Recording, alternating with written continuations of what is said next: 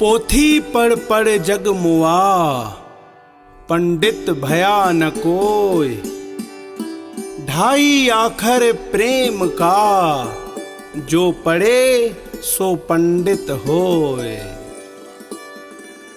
बड़े बड़े ग्रंथ पढ़ के लोग इस संसार से चले गए, लेकिन ज्ञानी वो ही हुआ जिसने प्रेम के केवल 2.5 अक्षर को समझा, प्रेम को जाना। ईश्वर की प्राप्ति का केवल यही तरीका है।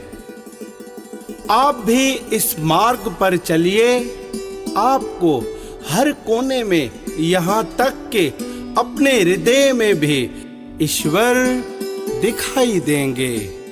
बोलिए जय समाधान।